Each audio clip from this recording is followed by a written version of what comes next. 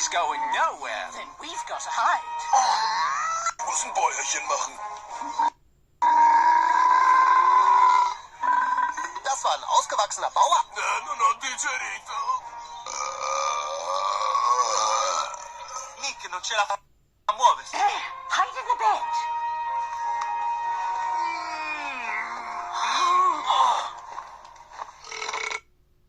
Oh, Nick, that's gross. Please say excuse me. Oh, Nick. Igitigit. Oh, Nick, adesso basta. Potresti almeno chiedere scusa. Come out, David. The king.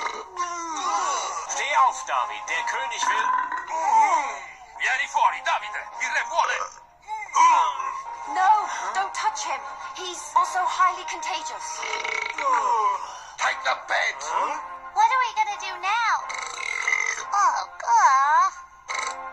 Habt ihr riskieren, euch anzustecken? Nehmt das ganze Bett. Sieht übel für uns aus. Das Übel. Allerdings. Molto contagioso. Prendete il letto. Che cosa facciamo adesso? È insopportabile. Wir haben David festgenommen. He's been sick. This is excellent. David, I have wronged you. You have been my greatest warrior. Sorry, but I feel so much better. Mir schon so lange treu ergeben. Entschuldigung, doch was raus muss immer. Grande guerriero. Chiedo scusa, ma adesso mi sento molto meglio.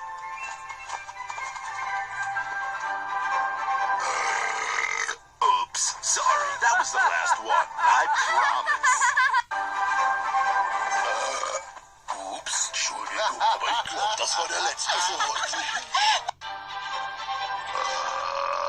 Ops, vi chiedo scusa, questo qui era l'ultimo, ve lo giuro. Luke 22:7. It's going to take about 3 days for that cheese to digest. I wish I were that full. Doch sie hat das Dreifache ihres Eigengewichts verdrückt. Das hätte noch nicht mal ich geschafft. Sekunde, Maxi, ich werde dir helfen. Nanu, wo ist die denn geblieben?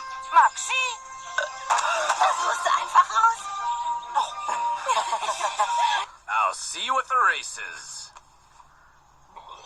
Oh, that's disgusting. Do that.